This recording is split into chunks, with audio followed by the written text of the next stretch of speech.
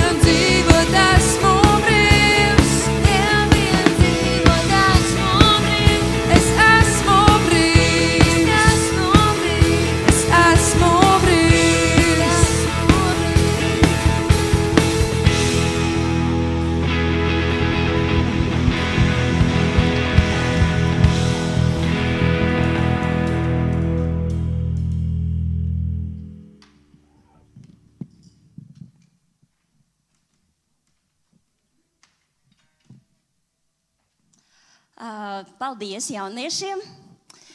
Šodien mums tāda sportiska noskaņa visā pilsētā, un arī mums, var teikt, ir sportiska noskaņa, tāpēc, ka mēs šodien tiekamies ar profesionālu hokeistu. Mums ir liels prieks par to, ka šodien Edvards Hugo ir pie mums.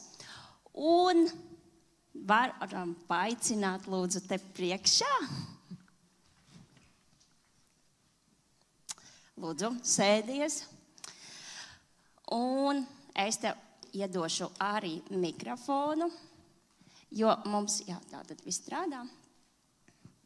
Jo mums ir arī ieraksts, mēs viņu pēc tam palaidīsim, jo daudzi arī šodien atrodas kaut kur kādās aktivitātēs, un līdz ar to nevar būt tev uz vietas, bet mēs ceram, ka pievienosies drīz arī vēl vairāk. Kāds tev šodien noskaņojums? Ļoti labs. Paldies, ka uzaicinājāt. Jā, un mēs tā sen jau bijām plānojuši, un kaut kā tagad tā iekrita. Un, jā, varbūt nedaudz mēs varētu pārskatīties. Jā, tātad tu esi profesionāls hokejists, kurš sevi pierādījis gan Latvijas izlasē, gan tāpatās arī kādās starptautiskajās komandās. Un varbūt mēs varētu uzzināt par tevi šodien kaut ko vairāk, un tu varētu iedvesmot ar savu gājumu. Un mums ir arī sagatavoti kādi jautājumi, arī jauniešiem, visiem varat izvilkt droši telefonus, tāpēc, ka pirmais slaids, kas mums bija, kas mums neparādījās, tātad mēs varam pievienoties pie slido.com un uzdot savus jautājumus, jo būs jau kādi šobrīd jautājumi, un ja jums radīsies vēl kaut kas sarunas laikā, tad droši rakstat, tie ir anonīmi. Un, jā, nu tātad pirmais jautājums. Kāpēc hokejs? Kā tu izvēlējies? Kā tu līdz tam nonāci? Nu, godīgi sakot, es to nemaz neizvēlējos. Mani krustvecāki un vecāki mani aizveda vienkārši uz hokeja treniņiem. Un, tas bija 4 gadu vecumā, un pats to laiku nemaz tik labi neatceros. Un tā arī tas sākās.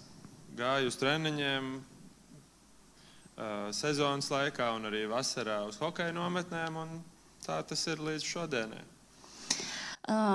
Bet, spriežot, tātad pēc jauniešiem ir tā, ka kāds kaut ko iesāk, kaut kas patīk, pēc tam viņš paiet vienā vietā gadu, pēc tam viņš divus, pēc tam viņš nomaina, nē, tas man vairs neinteresē, un sāk iet kaut kur citur.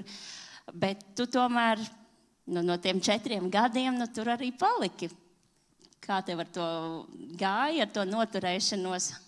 Jā, tas tā ir bijis, ka hokejs ir bijis vienmēr, un paralēli tam hokejam dažādi citi sporta veidi ir bijuši īsāku vai garāku brīdi klāt, bet tas hokejs ir bijis vienmēr, jā, uz ko brīžiem arī varbūt vecāki ir uzspieduši nedaudz, kad bērns varbūt saka, man negribās, bet tas viss ir tā kā, tie ir kaut kādi attaisnojumi, vai tas, kad vienkārši gribās darīt kaut ko citu, vai negribās darīt neko, un tad ir labi, kad ir arī vecāki, kas kaut kādā veidā ar disciplīnu, kad, nē, mēs ejam, bija ieplānots, un visi tā kā pieturamies pie tā. Tā kā būtībā tu varētu šodien pateikt paldies vecākiem, ka kaut kur viņi tev tomēr laikam bišķiņ piespieda. Noteikti, ka jā. Un es domāju, viņiem arī nevienmēr tas bija viegli, jo, ja bērns saka, es negribu to, tad nav tik viegli viņam varbūt pateikt, ka nē, mums ir jāiet un viss. Cik man zināms, arī hokejs nav tas pats lētākais nodarbošanās, tā kā veids treniņiem. Un noteikti tas arī prasa kādu disciplīnu. Cik tad tev bieži bija tie treniņi, kur tad tiem vecākiem arī tev bija jāizvadā? Jaunībā viņi bija mazliet retāk, bet... Ko nozīmē retāk? Tā kā 2 reizes nedēļā? Jā, pārsvarā 4-5, es teiktu. Tad, kad jau tādā profesionālākā līmenī, tad ir 6, citreiz pat 7, bet tas ir tā periodiski. Labi, varbūt tad ejam pie nākamā jautājuma. Un tātad par taviem sasniegumiem. Cik man zināms, tu esi arī atzīts par gada labāko spēlētāju. Un kad tas ir Man šķiet, noticis? ka tas bija par mēnešu labāko spēlētāju. Varbūt. Labi. Baumas iet tālāk, varbūt būs par gada labāko spēlētāju. Un kurās valstīs tu esi spēlējis un ko tad tu esi pārstāvējis? Varbūt kādus klubus, kādas valstis? Esmu piedalījies dažādos turnīros, var teikt, pa lielāko daļu pasaules, gan Ziemeļamerikā, gan Eiropā un Krievijā. Bet tas ir tikai turnīros. Tas ir 1-2 nedēļas, vasarā varbūt. Bet tā, kad sezonu, kas ir no septembra līdz aprīlim, tur pārsvarā pa Eiropu. Tā ir Krievija, Latvija, tāpat Austrija, Čehija, un tur var turpināt vēl. Un no kāda vecuma tad tu sāki tā braukāt tieši uz tām sezonām? Un tā tad gandrīz pusgadu projām. Mana pirmā sezona ārpus Latvijas bija Austrijā. Tas bija 14 gados. Mani vecāki man tā teikt aizsūtīja uz hokeju, uz sezonu. Un, tur bija arī skola, akadēmija, angļu valodā mācības notika, kas mani arī spieda ātrāk apgūt angļu valodu, lai varētu skolā mācīties angliski. Un, tas man tikai nāca par labu. Un 2 gadus pavadīju Austrijā, un tad atgriezos Latvijā uz dažām sezonām. Tad man jau bija 18 gadi laikam, un pēc tam jau sākās tā profesionālā karjera, kad Krievijā piedāvāja pirmo profesionālo līgumu, un spēlēju profesionāli kopš tā brīža. Un kāds varētu teikt, ir tavs lielākais sasniegums šobrīd? Grūti pateikt. Es varētu teikt, ka es lepojos, ka es esmu Latvijas izlasē spēlējis. Neesmu gan aizbraucis uz pasaules čempionātu, bet esmu piedalījies tajās, tā teikt, draudzības spēlēs un sagatavošanās turnīros, kur ir tā atlase priekš pasaules čempionātu. Un vēl, kas sasniegumi, ar ko var lepoties, tās ir uzvaras sezonas noslēguma daļā, kad kļūst par čempioniem. Un tādas man ir bijušas 2, kas bija abas Slovākijā. Jā. Grūtībām. Ar kādām grūtībām tev nācis ir saskarties tātad savas karjeras laikā un tātad par to, vai gribējās kaut ko pamest, vai nožēloji, ka vispār iesāci tātad daļai. Tu jau atbildēji, ka bija kāds tas brīdis, kad tātad vecāki piespiedi, kad bija kādas citas intereses, bet varbūt vēl kaut kas un ejot tālāk un par tām grūtībām, jā.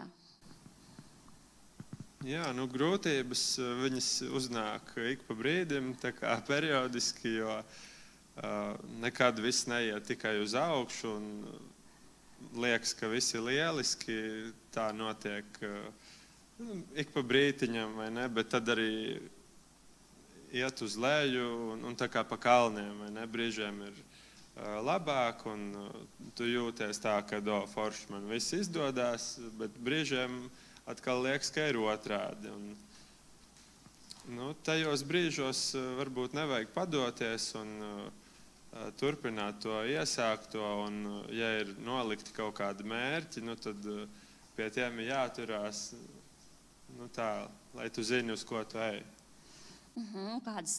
Kādus grūtību piemērus, kas ir tas tavā arodā, tas sarežģītākās, tās lielākie izaicinājumi, tās grūtības? Es domāju, katram ir savi izaicinājumi, katram ir savi mērķi, bet, kā piemēru varu dot, ka hokejistiem ir komandas mērķi noteikti ir, un katram ir savi individuālie mērķi. Un, kad tu neredzi, piemēram, ka tev īsti tas neiet uz to mērķi, tas var būt, piemēram, golu vai statistikas ziņā. ka tu redzi, ka tev tur jau 3 vai 5 spēles nav tas gols, un tad ir tas brīdis, kad liekas, ka viss iet uz leju. Bet tādā brīdī es vismaz cenšos par to domāt mazāk un darīt lietas, kas varbūt vairāk palīdzēs tieši komandai. Nevis koncentrēties uz to, ko man vajag, bet ko es varu dot pārējiem komandas biedriem, lai mēs kopīgi sasniegtu kaut kādu mērķi. Paldies! Un, man liekas, tūlītās mums arī būs nākamais jautājums.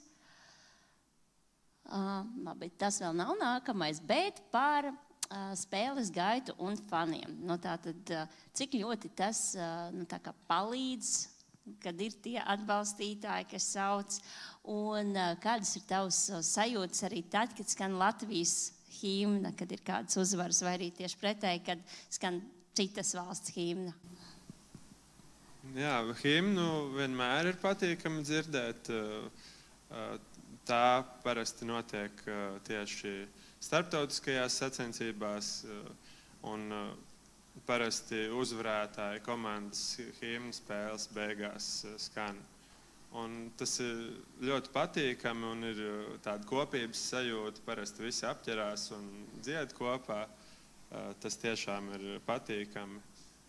Un arī par faniem runājot, ir forši redzēt, ka tik daudz cilvēki nāk un atbalsta un jūt līdzi un labus vārdus saka. Un arī uz ielas varbūt kāds atpazīst, vai ir cilvēki, kas kartiņas kolekcionē, iedod parakstīt, un tas viss ir patīkami. Un kā tas, kā tās tribīnes, kas atbalstītāji, kā tas ietekmē to spēles gaitu, kad varbūt kaut kur ir vairāk, kaut kur ir viņi mazāk, tas kaut kādīgi ietekmē, vai arī tajā brīdī tas nav svarīgi? Tas ietekmē. Viennozīmīgi spēlēt hallēs, kurās ir pilnas tribīnes un cilvēki tur kliedz un jūt līdzi un priecājās, kad iemet vārtus. Tas dzen komandu uz priekšu, jā, arī īpaši Čehijā un Slovākijā tas viņiem ir populāri, kad viņi vienkārši lēkā tur apķerušies un dzied kaut kādu to hokeja dziesmu, un ir diezgan skaļi, jā, ka pat brīžiem uz laukuma tu kliedzot savam partnerim nevar nodot to informāciju, varbūt, lai viņš padod piespēli vai uzmanās. Jā. Labi, paldies, un tālāk dodamies pie nākamā jautājuma par tātad šobrīd jau par to komandu. Tātad tu esi spēlējis dažādās valstīs, dažādos klubos, un kas tev palīdz iekļauties svešā komandā? Un cik liela ir šī nozīme tai vienotībai komandā un tai sadraudzībai, lai jūs varētu gūt kopēju uzvaru? Tas ir nozīmīgi. Komandas gars un tā draudzība. Tā ir tiešām atslēga uz panākumiem. Jo ir dažādas personības, protams, bet kad komandas biedri savā starpā tur strīdējās un viss nav labi, tad tas ir redzams arī rezultātā pēc tam uz laukumu, kad netiek uzvarētas spēles un tā tālāk. Un kādā veidā jūs mēģināt panākt to vienotību? Kaut kāda piemēra, jums ir kaut kādas saliedēšanās, jo viens ir tas, ka jums ir sportiski treniņi, bet tātad vai ir vēl kaut kas ārpus tā? Jā, ir saliedēšanās pasākumi. Mēs citus sporta veidus viņos spēlējam, par futbolu vai basketbolu. Un tās pašas pirtis, kur mēs ejam un vienkārši brīvo laiku pavadam kopā. Bet nav jau tā, ka visiem cilvēkiem saskan vienam ar otru un ir tās tuvās attiecības, varbūt, kas ir nozīmīgas komandas panākumos. Labi, paldies. Un tālāk pārējām pie nākamā jautājuma par fizisko sagatavotību. tavuprāt, cik liela nozīme ir šai fiziskajai sagatavotība tieši tavā šodienas statusā? Fiziskā sagatavotība ir viena no pamatlietām, es domāju, lielākajā daļā sporta veidu. Sezonas laikā komandai ir kopīgi fiziskā sagatavotības treniņi, kur ir arī speciāls treneris, kas ar to nodarbojās un dod vingrinājumus. Un tad tā fiziskā sagatavotība visiem ir līmenī, jo tur pie tā visu laiku skatās. Bet tad, kad nav sezona, tas ir tagad vasarā, tad katrs spēlētājs pats domā, kā viņam trenēties, ko viņam vairāk vajag piestrādāt. Vienam varbūt tā nemaz nav fiziskā sagatavotība, varbūt tas ir nūjas tehnika vai ar nūju un bumbiņu varbūt padarboties vajag. Bet fizisko sagatavotību, jā, es personīgi vai YouTube atrodu kaut kādu treniņu programmu vai pats eju no rītiem skriet vai taisu atspiedienus un tādu veidu programmas pats izveidoju. Un cikos tādā gadījumā tu celies, lai dotos uz treniņiem? Ņemot vērā, ka tev sanāk, ka tev ir brīvdienas, vai tas ir kaut kur dienas vidū vai no rīta? Tātad? No rīta es mēģinu celties 6 un uzreiz apģērbjos un eju paskriet 20 minūtes tā mierīgā tempā, varbūt tā, lai dienu iesāktu. Bet to es īsti neskaitītu pie trenēšanās, tur es atsevišķi pa dienu, stundu minimums, jā. Tagad jau Ventspilī arī ledus halē ir ledus uzliets un cik vien iespējams eju tur ar jauniešiem kopā trenējos, jo šeit Ventspilī nav tāda profesionāla līmeņa komanda un treniņi. Bet darboties ar jauniešiem arī ir forši. Ir daudz talantīgi spēlētāji, arī no kuriem var ņemt piemēru. Un ar viņiem arī nav tik viegli, jo katrs grib pierādīt sev, vai ne? Un kā ir, ja mēs runājam par tātad motivāciju un disciplīnu tajos brīžos? Tātad viens ir tas, kad ir kopējie treniņi, jūs visi dodaties, bet kas tev palīdz sevi disciplinēt un pieņemsim, tad es ceļošu 6, pat ja man neviens nesaka, man ir jāceļās 6, un es dodos un es pats meklēju, un vai nav tāds, varētu izlaist, kā tu sev pietur pie tās disciplīnas? Jā, es arī esmu cilvēks, un man nevienmēr tas izdodas, bet svarīgākais laikam ir tas, ka naktī arī ir pietiekams daudzums miega, vismaz tās 8 stundas, un ja viņas nav, tad ir grūti pamosties. Bet forši ir tas, ka es vismaz daru tā, ka pamostos tajos 6, paskrienu, un tad jau acis ir vaļā, un asins riņķo, un prāts ir ieslēdzies. Un tad uzrakstu plānu dienai, plus mīnus, ko gribētu izdarīt, kādi ir varbūt mazie mērķi, kas ir jāsasniedz. Un pat ja viņi ir tādi nelieli un liekas, ka nekas īpašs, bet kad pierakstu un izdara, tad ir gandarījums sajūta un ļoti patīkami. Un par treniņiem runājot, arī ir tā, ka citreiz liekas, ka negribās, ka varētu atpūsties, bet tad ir tas brīdis, kad vienkārši jāsāk darīt ir un tās pārējās lietas nolikt malā. Un es to daru vienkārši mājās, uz matricīšu vai bez matricīšu, bez nekāda ekipējuma, un tā to var mierīgi darīt un labu, pilnvērtīgu treniņu aizvadīt. Paldies! Un vēl jautājums ir par pieredzi.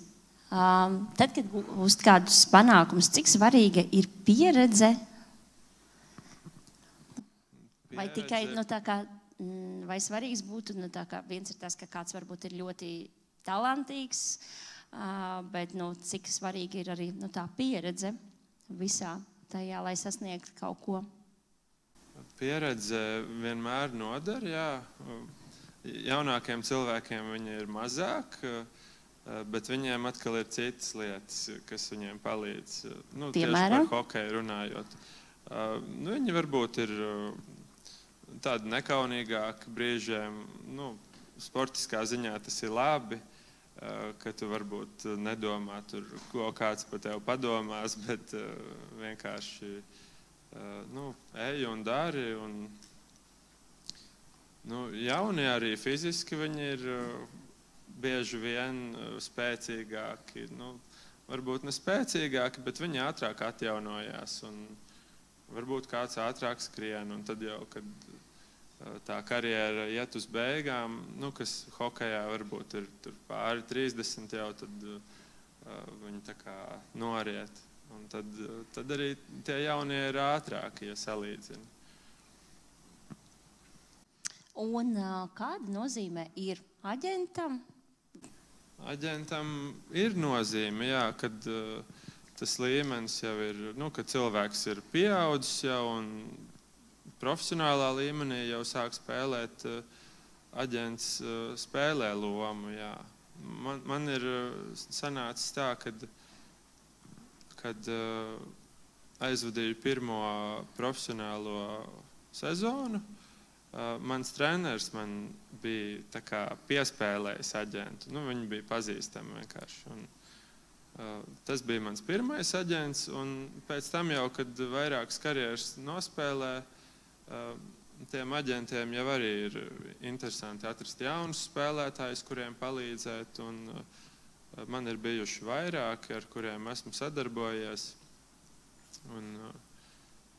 Jā, viņi tiešām var palīdzēt atrast darbu, jo esmu mēģinājis arī pats, domāju, varu taču pats sarunāt, vai ne, bet tas ir aģentiem darbs, un viņi pārzina to tirgu, viņi zina, kuras komandas meklē aizsargu ar labo noiztvērienu, un spēlētājiem bieži vien nav tā informācija, un tādos gadījumos aģents noder. Paldies, un pārējām tālāk.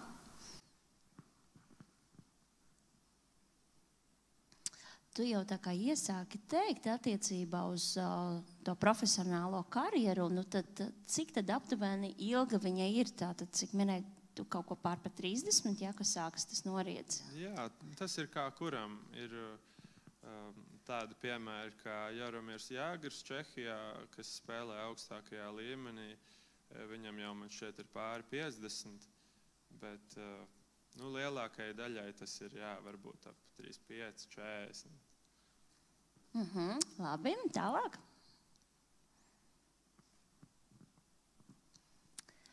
Pār taviem mērķiem. Un kādi bija tavi sākotnējie mērķi, tad, kad tu iesāki šo profesionālo karjeru un nākotnes plāni, un kā ir, pieņemsim šobrīd? Savu karjeru es iesāku,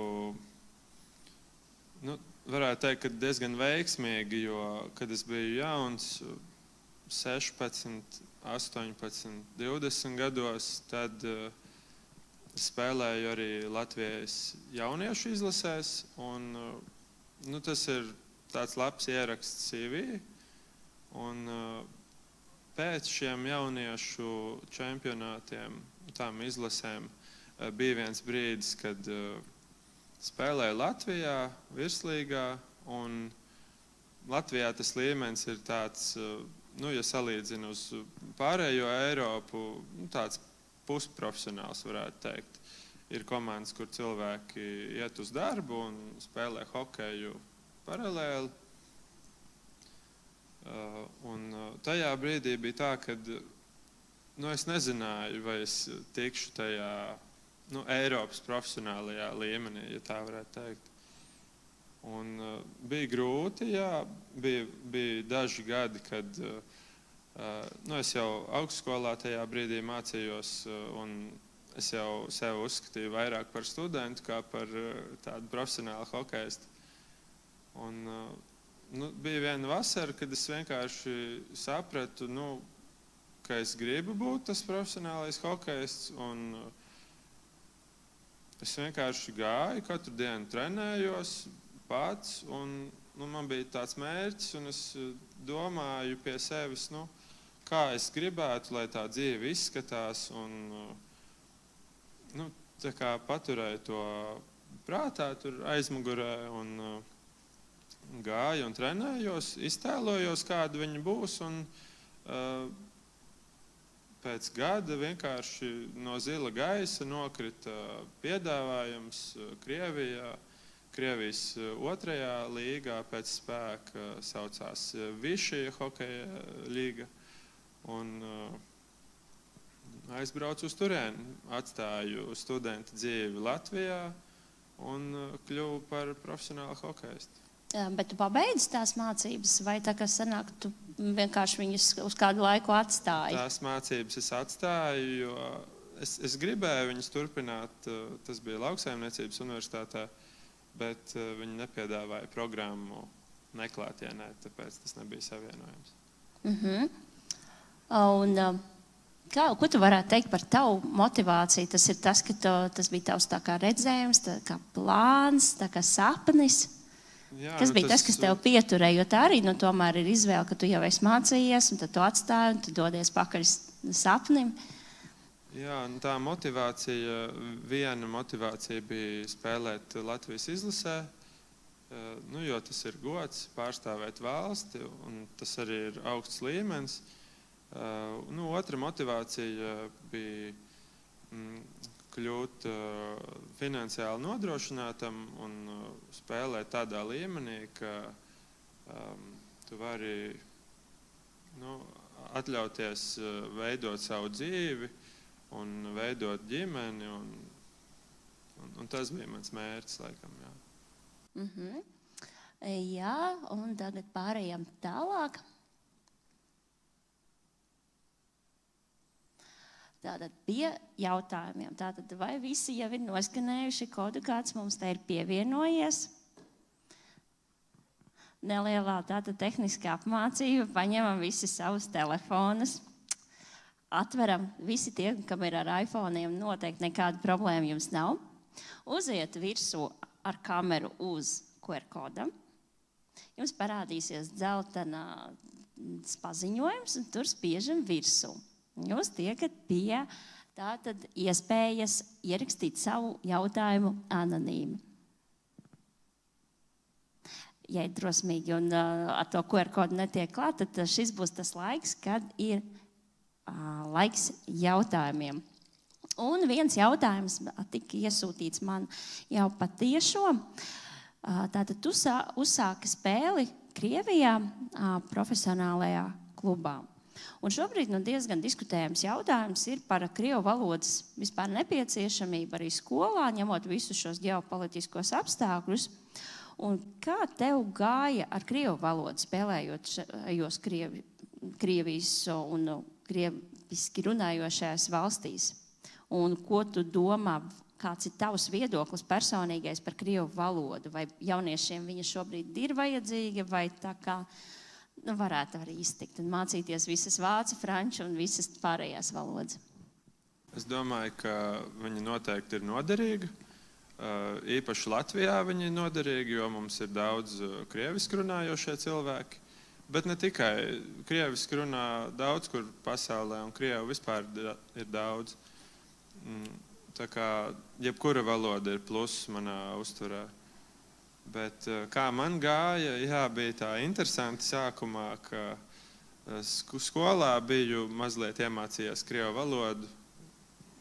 Pašu minimumu burtus atpazīt varēju, bet aizbraucu uz Krieviju un sākumā domāju, ka droši vien lielākā daļa angliski runās un tikšu kaut kā cauri. Bet tur bija tā, ka neviens vispār. Varbūt viens cilvēks komandā salauztā angļu valodā kaut ko varēja pateikt. tā es tur aizbraucu un mēnesi, 2 vienkārši klusumā. Ikdienā sēdēju, klausījos, ko viņi tur runāja. Un nekas cits neatlika, kā vienkārši sākt pašam kļūdaini un kaut ko teikt. Un bija daudz, kas to redzēja un gribēja palīdzēt. Un ātri vien tādā vidē iemācījos, vismaz sarunvalodas līmenī. Cik tev ilgu aptuveni tas laika prasīja, lai vismaz bišķiņi sākt jau komunicēt?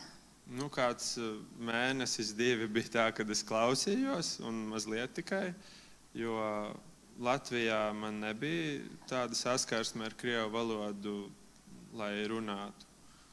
Un tad jau 3-4 mēneši un jau sāku un diezgan ātri iemācījos.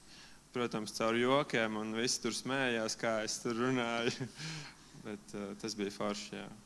Un vai tev tā krievu valoda kaut kur citur Eiropā arī tā kā bija noderīga, nācies pielietot? Jā, ir viens ir tas, kad ar krieviem, kas spēlē Eiropā, var saprasties. Un otrs ir tas, kad, piemēram, Slovākijā valoda ir ļoti līdzīga krievu valodai. Tā kā es zinot krievu valodu un nezinot vietējo valodu, kaut kā tieku cauri pat tā uz ielas. Un ir vairākas valodas, jā, čehu, poļu, slovāku, viņas ir līdzīgas, vismaz minimāli cipari vai kaut kādi vārdi ir ļoti līdzīgi. Vismaz tad tās valodas zināšanas tev vieglāk vismaz tu vari saprast. Ja nerunāt, tad vismaz saprast. Jā. Mēs varam varbūt pāriet uz nākamo slaidu, varbūt tur mums jau parādīsies arī kādi no iesūtītajām jautājumiem, un jā, lūk, mums arī ir. Pirmais jautājums. Cik ilgi parasti esi prom no mājām, kad spēlē ārvalstu klubā? Jo, cik man zināms, tātad tu esi ģimenes cilvēks, un kā ir savienot tātad savu privāto dzīvi ar tādu karjeru, kur būtībā tu esi ārpus mājām? Tas ir atkarīgs no komandas un no līgas. Krievijas līgā bija ļoti daudz spēles. Tas ir tā, ka 3 spēles nedēļā, caur dienu sanāk jāspēlē. Un pusi no spēlēm ir izbraukumā, un, kā jau zinat, Krievija ir liela, un pilsētas ir tālu, un viss ar pārlidojumiem. Un tad bija brīžiem, jā, kad nedēļu vai 2 neesi uz vietas, visu laiku lido apkārt un spēlē un pa viesnīcām. Un tad atkal tās 2 nedēļas mājās spēlē. Bet arī tās spēles turpinās un treniņi. Bet, piemēram, Slovākijā, kuras bija pagājuši gadu, valsts ir salīdzinoši maza, varbūt līdzīgi Latvijas izmēriem. Un tur atkal tā, ka katru dienu tu esi mājās, nospēlē spēli, pat ja viņi ir tālu, tad naktī ierodies mājās. Un nav tā, ka pazūdi uz ilgāku laiku. Kas bija pats grūtākais, lai gūtu šādu karjeru? Un no kā bija jāatsakās un ko vajadzēja aktualizēt? Tas varbūt atkal mēs par tām grūtībām, bet tomēr kāds laikam grib zināt vairāk, kas tieši tas grūtākais.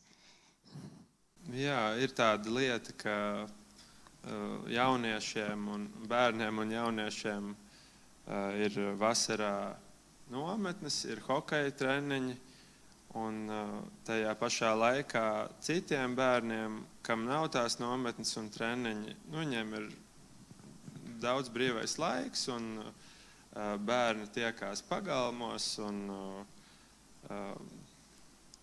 un es arī to gribēju, bet man bija tas, kad mani vecāki veda mani uz to nometni. Un man bija grūti tas, kad es nevarēju ar tiem saviem draugiem satikties un pavadīt laiku, kā es tajā brīdī pats gribēju, bet arī hokejā un hokeja nometnēs man bija citi draugi atkal tur bija. Tā kā tā bija tāda viena grūtība, kad es biju jaunāks. Un, jā, it kā jau arī tas pats jautājums mums ir bijis. Kas tevi motivē turpināt trenēties un piedalīties sacensībās? Varbūt kas tev šobrīd motivē par šī brīža motivāciju? Šobrīd noteikti viena lieta, kas man motivē, ir mana ģimene, jo man ir sieva un 2 forši puikas. Es viņiem vēlu visu to labāko, un es vēlos, lai es varu atbalstīt savus puikas, kad viņi izaug, un arī materiālā ziņā viņus nodrošināt. Un tas ir tas mērķis šobrīd. Kad dzied svešu himnu, ko tu dari, ja tu nezini valodu? Es vienkārši klausos un skatos, kā viņi lepni dzied līdzi. Tātad izrāda cieņu viņiem tādā gadījumā. Varbūt ir vēl kāds, kas nav atsūtījis jautājumu un vēlētos kaut ko uzdot?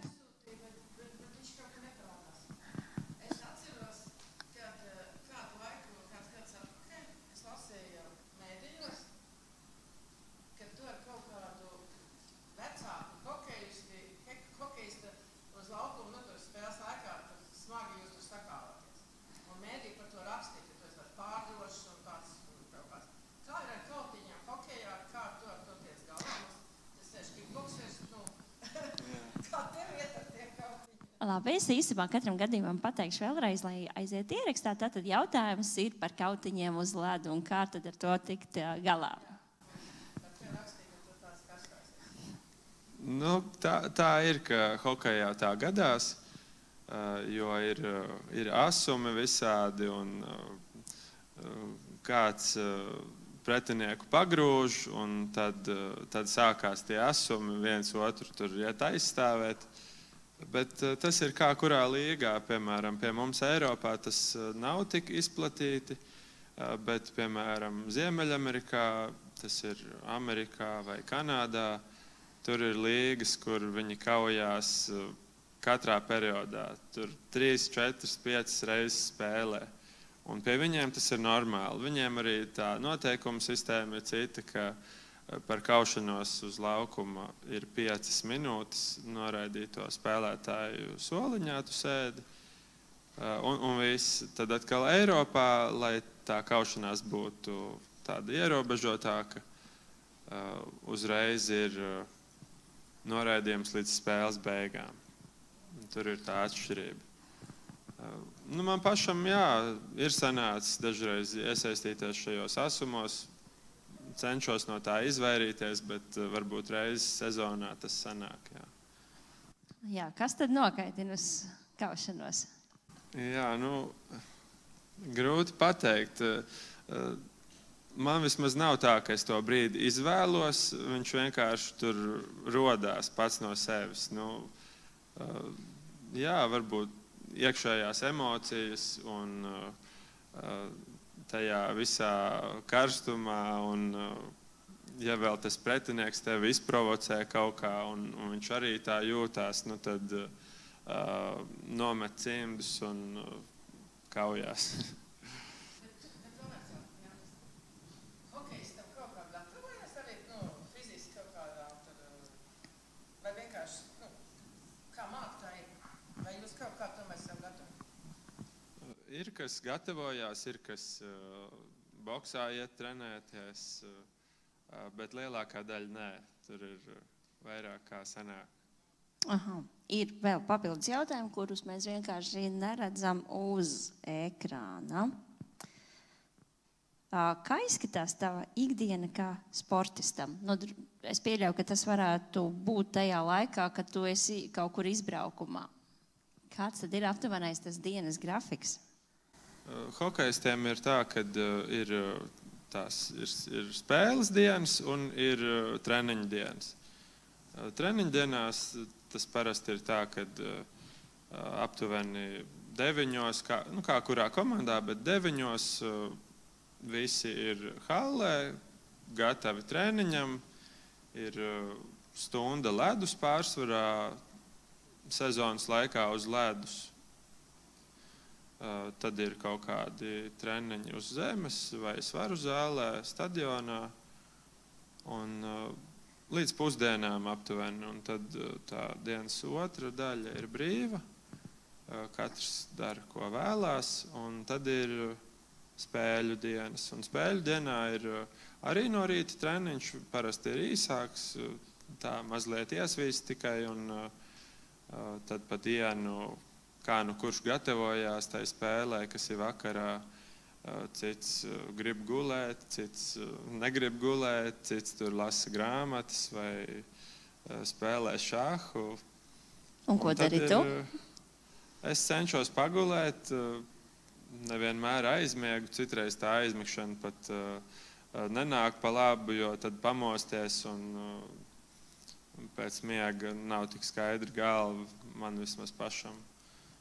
Bet atpūšos, jā, vienkārši paguļu un pastos kādu filmu, varbūt mierīgi.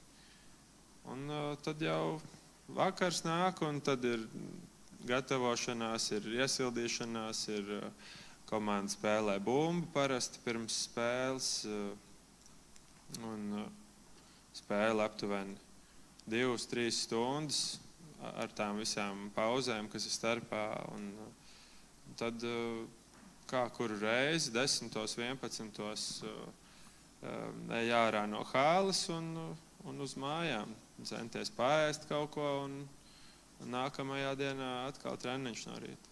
Vai tev ir bijuši arī citi sapņi nākotnē, vai arī hokejs vienmēr ir bijis tavā sirdī un nekas cits to nevarētu aizstāt? Es vēl par to domāju šobrīd, kādi varētu būt mani sapņi un mērķi pēc hokeja sezonas. Jā, atvainojos to jautājumu. Var lūdzu atkārtot? Tā, vai tev ir bijuši arī citi sapņi nākotnē? Droši vien varbūt kaut kur pirms tam līdz šim brīdim. Jā, ir bijuši, jā, bet vienmēr tas hokejs ir ņēmis virsroku un tā dienas kārtība ir tāda, ka, protams, citi strādā un dara kaut ko paralēli, bet tur ir tā, ka pusdiena ir aizņemta, un tad citas dienas ir visas aizņemtas, un tad grūti kaut ko tādu citu strādāt vai darīt paralēli. Vai ir bijuši brīži, kad tu vēlējies izcelties vai būt labāks par citiem? Ja jā, vai tas nebojāja attiecības ar pārējiem komandas spēlētājiem? Es mēģinu būt labāks par citiem, jā. Protams, hokejā tas ir izmērāms un ir statistika un vispārējais, jā. Es domāju, tas ir tikai labi, tas ne tikai attīsta pašu cilvēku, bet arī tos komandas biedrus, kas arī redz, ka tu mēģini būt labāks par viņiem, apsteigt viņus kaut kā, un tad viņi arī mēģina turēt līdzi, un ir tā pozitīvā konkurence. Varbūt kāds kuriozs vai smieklīgs atgadījums no hokeja? Hokejā, ik pa laikam gadās smieklīgi atgadījumi, ikdienā arī tur. Arī profesionāļi kādreiz paslīd vai nokrīt uz ledus, un tad visi tā draudzīgi pasmējās. Vai spēlējot ārzemju klubos, visur esi bijis kopā ar ģimeni? Nē, vienu gadu Krievijā spēlēju Novokuzņeckā. Tas ir patālu no Latvijas, ja nemaldos, kādas 4-5 stundas jālido ir no Rīgas. Un, jā, nebija tik viegli, tādā ziņā, ka visu laiku jāsazvanās, un tur arī laika starpība ir laikam 4 vai 5 stundas, un tad jau, kad tu ej gulēt, tad šeit ir tikai dienas vidus, un jā, tas noteikti ir grūti, jā, kad neredz savus mīļos cilvēkus ikdienā, bet, tas ir tikai uz laiku. Jā. Vai tu esi saskaitījis, cik tev ir medaļas un kausi? Kaut kad skaitīju, jā, bet tās medaļas jaunībā vismaz bija no visādiem turnīriem, un Man tur bija tāda kurpju kaste, kur viņas visas glabājās. Tāda pilna? Tāda pilna, jā, diezgan pilna bija. Bet tagad profesionālajā karjerā jau tās medaļas hokejā, viņas ir par pirmajām 3 vietām, bet tās medaļas nav tas mērķis, uz ko tiecās komandas, tas ir tas kauss. Un kauss ir tikai viens, un pārsvarā ir tā, ka tās 2. un 3. vietas nav tik interesantas nevienam. Cik tad ir tie jūsu komandas, tie kausi, kur tu arī esi piedalījies, saņemti? Jaunībā ir bijuši vairāki kausi. Tad junioru vecumā arī Latvijas izlasē esmu pasaules čempionātā vinnējis šo te turnīru. Tas gan bija B divīzijā, spēlējām ar tādām valstīm kā Francija un Itālija un Kazahstāna, kas nav pasaules top valstis. Bet šo turnīru vinnējām, un tad nākošajā gadā šī izlase paceļās līgu augstāk, un tas bija viens arī tāds sasniegums. Un pēdējos gados Slovākijā 2 reizes vinnēju šo te kausu, kas viens no maniem lielākajiem sasniegumiem. Vai tev nākas no kaut kā atturēties, lai nezaudētu formu un varbūt paaugstinātu savus prasmes? Jā, cenšos galvenokārt veselīgi ēst. Mazāk cukuru noteikti izvēlos lietot. Cenšos nepārēsties un mēģinu arī no rītiem šo te saucamo fastingu ievērot, ka dienā vairāk, ilgāku laiku par 12 vai par 14 stundām es neēdu, un tad pārējo laiku sadalu 3 ēdienreizēm. Tātad bez jebkādām uzkodām 3 ēdienreizes. Ar auglīšiem varbūt pa vidu, jā. Un kā ir hokejistiem kopumā ar dažādām šīm, tā teikt, atkarības vielām, smēķēšana, alkohols, vēl kaut kas, tātad vispār kopumā hokejistiem? Krievijā tas ir īpaši populāri. Par smēķēšanu nē, hokejisti nesmēķē. Ļoti reti, kurš bija viens tāds kurjos gadījums Latvijā. Tas bija, es biju vēl jauns, laikam bija kādi 16 gadi. Mums komandā bija viens tāds veterāns, un viņš pat spēles laikā starp periodiem atļāvās ģērbtuvē uzsmēķēt pie loga.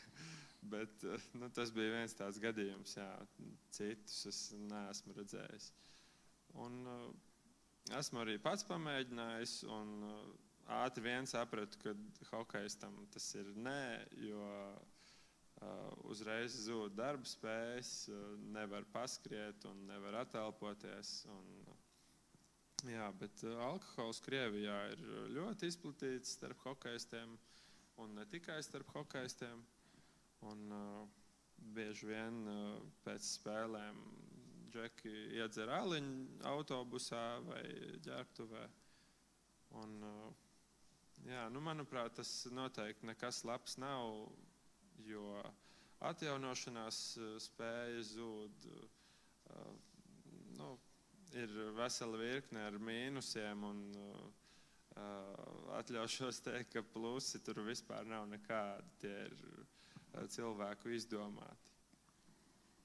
Un ir arī citas atkarību izraisošas vielas, par kurām ir dzirdēts, bet pats ar to nesaskaros. Te tāds jautājums, kādu sporta veidu tu gribēji darīt pirms sāki iet uz hokeja treniņiem, bet ņemot vērā, ka tev laikam bija 4 gadi, kad tevi aizveda, tad laikam varbūt drīzāk varētu pārfrāzēt, kas bija kaut kas pa vidam, ko tu citu vēl nodarbojies, ko tu vēl gribēji iet, un ko tu arī, cik saprat, gāji. Man vienmēr ir paticis basketbols un futbols. Esmu trenējies boksā arī kādu pusgadu, kad biju jauns. Bet mēģinu izmēģināt visus sporta veidus, kas ir pieejami. Patīk golfu arī spēlēt un dodu iespēju jebkurai jaunai lietai, kas nāk pretī. Vai var teikt, ka patreiz arī tava ģimene tiek pakļauta kādai disciplīnai, tavam ikdienas ritmam? Kā tas viņas ietekmē? Tieši par sportu runājot? Kādām? Grūti teikt. Vai var teikt, ka patreiz ģimene arī tiek pakļauta tavai disciplīnai? Varbūt kā... Par hokeju noteikti domāts. Droši vien varbūt. Jā, domājam dēlu Māri vest uz hokeju. Jau bijām aizveduši tagad vasarā uz tiem saucamajiem sausajiem treniņiem, kur ir vispārēja fiziskā sagatavotība, futbols un, manuprāt, bērnam jebkurš sporta veids ir pozitīvs un attīstībai labvēlīgs. Un jo vairāk izmēģinās, jo labāk. Jā, tu tikko pieminēji to boksu, un tad uzreiz ir jautājums, vai boksa treniņa pieredze noderējusi arī hokejā?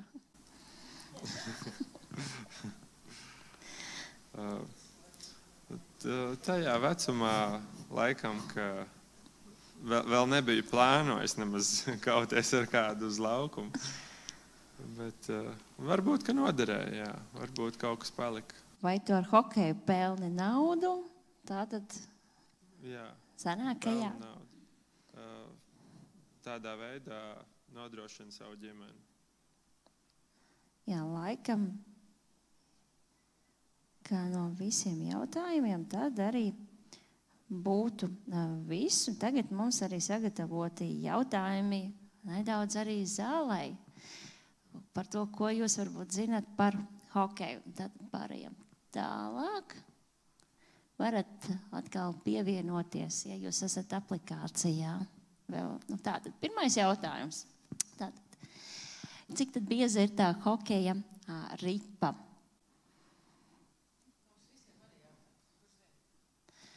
Tur jau ir diemžēl pareiza atbilde. Tur jau ir redzama, ka tā ir viena cola. Tad jautājums ir tāds, kurā valstī vispār radās hokejs?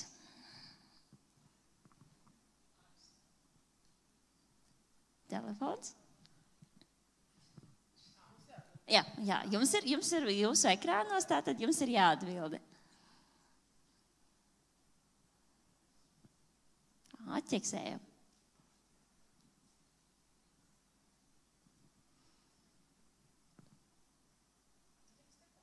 Vēl jau nē. Un tagad spiežam pogu pie datora un pārējām tālāk pie atbildes. Tātad te mēs redzam balsojumu, tad lielākā daļa domā, ka tātad hokejs radās Kanādā. Un tātad nospiežam vēlreiz un redzam pareizā atbilde. Tāda arī ir Kanādā. Kaut gan, kā māte Google stāsta, tātad tajā pirmsākumi nākuši no Eiropas un hokejs ir radies kaut kur arī aizsākumu kaut kādai spēlei Skotijā. Un tālāk jautājums nākamais. Tātad, par kuras valsts labāko spēlētāju atzīts Edvards Hugo Jansons? Tātad, kāda valsts, cik jūs uzmanīgi klausījāties?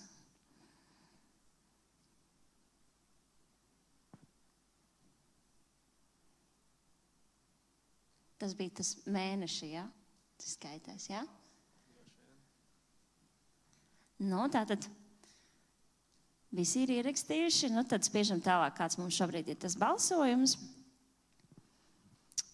Slovākija un tā, kas tad mums ir pareizais? Vēlreiz nospiežam.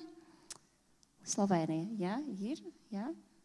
Pašai arī bija Slovēnija vai Slovākija? Tātad lielākais daudzums ir labāk. Tātad atbildējuši nekā it kā rādās mums tā pareiza atbilde. Un tālāk dodamies Nu, redz, nu tātad kāds anonīmais, nu tātad kas zina vislabāk? Tāds, kas nav ierakstījis savu vārdu. Tātad varēsim iedot arī kādu veicināšanas balviņu, ja tas pirmais varētu arī atzīties, kas tu esi. Labi, paldies. Jā, Elizabete. Tā. Un tagad mums ir sagatavots arī mazs video.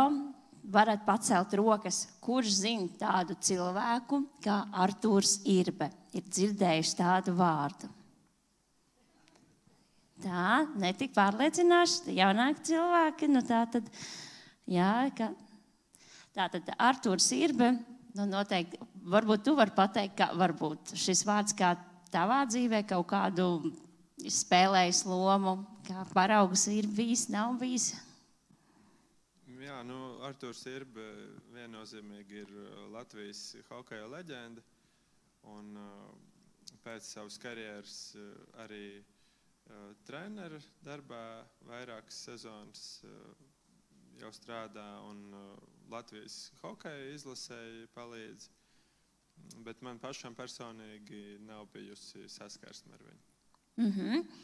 Bet šeit mums ir arī tāds neliels video sagatavots par viņu tādu motivējošu runu. Tas ir izskanējis arī kādā kristīgā draudzē. Un, ja tagad varētu uzspiest uz tās bildītes, tad mums varētu atvērties video.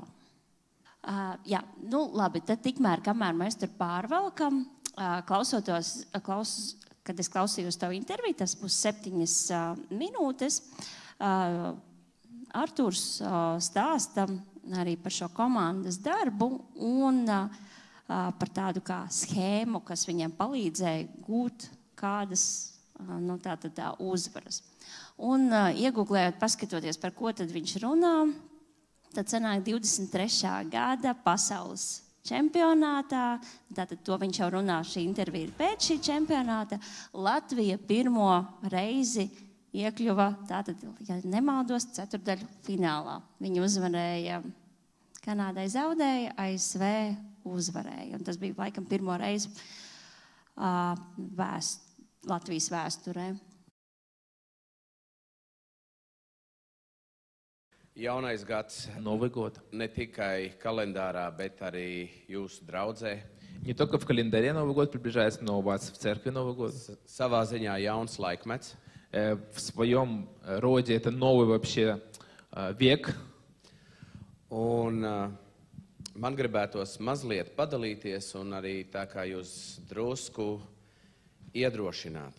Я хочу немножко с вами поделиться и так через это вас ободрить немного. Mums katram ir dots savas dāvanas dzīvē. Dievs ir dāsns. У нас, у каждого есть свои дары в своей жизни. Бог, Он очень щедрый Бог. Un man tās dāvanas visvairāk laikam ir dotas izvēlētajā arodā. И у меня, наверное, дары, они больше задействованы в моем деле, которое я делаю. Respektīvi hokejā. Это в хоккее, конечно. Un es mazliet pāris vārdos jums pastāstīšu, kā tapa šajā pavasarī zināmā mērā brīnums. И я вам в 2 словах хочу рассказать, как весной у нас случилось чудо, можно сказать. Mums radās ideja un izpratne, У нас родилась идея и понимание пришло, ka komandai ir jādod spārni. что команда должна двигаться дальше. Un mūsu ieteikums bija И наш совет был, no treneru, no vadības puses, совет от наших тренеров, от наших управления, arī no manis, protams. и, конечно же, от него, от меня. Да, то есть Skatieties uz augšu смотрите наверх un tiecieties pie debesīm. и двигайтесь к небу. Respektīvi, To pēc jest. visaugstākajiem un vistālākajiem mērķiem. К самым высоким и к самым недосягаемым этим целям. Respektīvi, nesapņojiet par 8. vietu vai tādu viduvēju labu sniegumu, kas vienmēr ir pierasts, ka tas jau ir labi. И я говорил, давайте не будем мечтать о 8 каком-то там месте или там 6. Это что-то для нас было лучшее когда-то. Bet sniegsimies pēc zelta. Но давайте будем пытаться достигнуть что-то золота. Ticēsim tam. Будем верить в это. Un nospraudīsim šo mērķi. Поставим себе эту цель. Tātad sapnis, Вот, это была мечта, ticība вера un mērķis. и цель. Un pēc tam sekoja darbs. А потом, конечно же, последовала работа. Ticība dažkārt ļoti daudziem, kas paši sevī vēl nav pārliecināti, kā tas ļoti daudziem mums ir dzīvē. И вера, конечно же, у нас у всех разная, потому что мы не уверены часто в себе. Bet, ja tev līdzās ir cilvēki, šajā gadījumā tā būs draudze. Но если с тобой рядом есть люди, в вашем случае это церковь, Mūsu gadījumā tā bija komanda. в моем случае это была команда. Šī komanda sāka ticēt ik katram vienam. Эта команда, она начала верить друг другу. Un, kad tev apkārt, mūsu gadījumā ir 20 cilvēki, kas tev tic, ja pat tev pašam šī ticība nav, И в нашем случае вот нас было 20 человек, которые верят в тебя, хотя у тебя лично, возможно, не было этой веры. ziniet, kas notiek? Знаете, что происходит? Tu vairs nespēji sev neticēt, jo visi jau tev tic. Ты просто не можешь не верить себе, потому что уже все вокруг верят в тебя. Un īstenībā ļoti iespējams bija, ka tur bija 20 cilvēki, kuri paši iekšā līdz galam sevī neticēja, bet viņi ticēja ikvienam pārējam. И возможно было то, что все 20 человек, которые там были, они, возможно, до конца не верили себе лично, но они верили в других. Un tā sēkla jau bija iedēstīta. И вот это семя, оно было посеяно уже. Un tā ticība, kas no citiem pie viņiem personīgi nāca. И эта вот вера, которая была от других, она лично к ним приходила. Un no sēklas pārtapa īstenībā. И из этого семени она обрела реальность. Un pēkšņi mums bija kolektīvs, kurā visi 20 ticēja. И внезапно у нас получился коллектив, где все 20 человек мы могли верить. Un tādā gadījumā rezultāts nevarēja izpalikt. И в таком случае результат, он просто не мог не случиться. Un nav svarīgi, vai tas I bija nevāžna. zelts vai bronza. Это было золото или бронза. Mēs ticējām, ka mēs to zeltu varam aizsniegt. Мы верили, что мы можем дотянуться до этого золота. Viņš tur bija, Оно там было. rokas stiepiena attālumā, un Вот mēs вот. turien gājām. Вот там уже, вот около руки оно было, мы шли к этому. Un pat tad, И ja, даже тогда, ja mēs viņu neaizsniedzam, если мы до нее не добрались, bet mēs tam ticam, но мы верим в это, tā iespēja pastāv. что есть такая возможность. Vistrakākais ir tad, И самое ужасное тогда, kad tas mērķis ir tepat blakus, rokas stiepiena attālumā, что вот твоя цель уже вот здесь около твоей руки рядом. bet mēs neticam un Un мы не верим. tāpēc nepaņemam. И поэтому мы часто не берем что-то. Un tas ir tas, ko es jums gribu novēlēt. И вот то, что я хочу вам сегодня пожелать. Radīt savu sapni šeit draudzē un ik katram vienam arī pašam sev. Чтобы вы здесь мечтали в церкви и также в своей личной жизни. Pēc tam to sapni izveidot par mērķi. Потом всю эту мечту сделать своей целью, Pēc tam pie tā strādāt а потом работать над этим. un strādāt komandā. И работать вместе в команде. Lielajā komandā kā В draugs большой команде, как церковь, un mazajā komandā kā ģimene. и в маленькой команде, как семья. Madara. To viņi prot. Она Jebkur, умеет gan ободрить. Latvijā, gan Amerikā. Оно умеет ободрить и в Латвии, и в Америке. Un tas piepildīsies. И это случится. Un kādā apmērā А в каком случае, в каком размере, tas būs atkarīgs tikai no jums это будет зависеть от вас un no Dieva и от žēlastības. благодати Божией. Paldies! Iedvesmojušais vārds, un mēs varam pāriet pie nākamā slaida. It kā to jau es pirmīt arī pieminēju, tātad bija šis sasniegums, tad, kad bija šis kopējā komanda, tātad, kā tu jau arī minēji, tātad komandai ir kopējie mērķi un personīgie mērķi, un tātad arī brīnišķīgs novēlējums, ko es domāju, arī katrs no mums var attiecināt uz savu dzīvi, tātad sapņot, ticēt un, protams, arī darboties. Un varbūt jums ir vēl kādi jautājumi, kas ir izskanējuši. Ir kaut kas izskanējis, kaut kas nav slaidojis, vairs neskatos iekšā. Un, jā, varam iet tātad tālāk. Kaut kur mums arī iet tālāk. Tātad sapnis, ticība, mērķis un darbs. Un tas darbs arī ir tā disciplīna, kas tātad mums ir vajadzīga. Un paldies arī tev, Hugo, par to, ka tu šodien padalījies ar to, kā tu praktiski savā dzīvē to dari, kā tu ej uz priekšu. Un es domāju, ka tas ir arī brīnišķīgs paraugs. Tu esi arī jauniešiem, nu tātad, lai iedvesmotu, iet uz priekšu. Un arī tai skaitā kaut kur arī paklausīt, saskarties ar kādām grūtībām un nepadoties. Un varbūt Tētors var nospiest vēlreiz, jā, ka tur ir tā statistika, vai es nekļūdījos, bet pārskrēja jau pāri. Un varbūt tev ir arī kāds novēlējums, nu tātad šiem jauniešiem, kas arī šodien šeit ir atnākuši. Jā, nu, novēlu visiem attīstību un audzināt savu raksturu un būt neatlaidīgiem un mērķtiecīgiem. Un pilnveidot savu dzīvi. Paldies, ka uzaicinājāt. Jā, un paldies tev. Un jā, kā Edvards jau sākumā minēja, lai mēs varētu tikt no šī sapņa līdz tam rezultātam, pabeigt šo skrējienu. Tātad bija arī šie Bībeles vārdi, ko tātad mēs varam pāriet uz priekšu un atgādināt vēlreiz, ka tātad apostols Pāvils, ko teica savā dzīvē par šo skrējienu. Jo viens ir tas, ka mēs varam iesākt kādas lietas, mēs varam sapņot, bet ja tie sapņi nekļūst par mūsu mērķiem un nav nekādu darbību, tad viņi tā arī paliks par šiem sapņiem un arī tātad mūsu dzīvē arī. Tajos laikos, laikam, jau bija šīs olimpiskās spēles, varbūt no turienes viņš arī to smēlās šādu salīdzinājumu. Vai nezināt, ka skrējēji stadionā gan visi skrien, bet tikai viens dabū goda algu?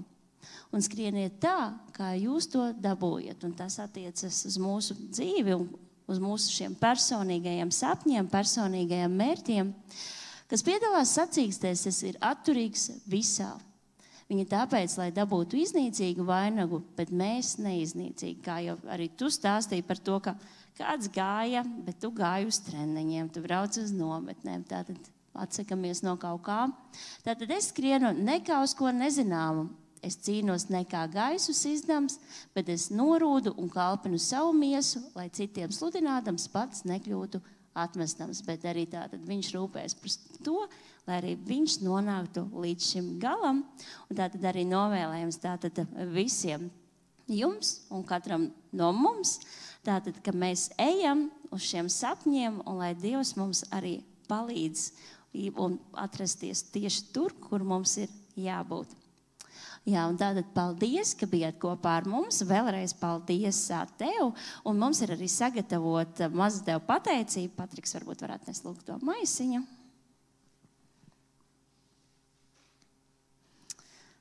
Paldies tev par to, ka tu biji kopā ar mums, ka tu atvēlēji savu laiku šajā brīnišķīgajā dienā. Un lai Dievs svētī tevi, tavu ģimeni un lai tev pavar vēl plašākus tavus personīgos arī šos horizontus. Tā kā paldies tev. Paldies visiem.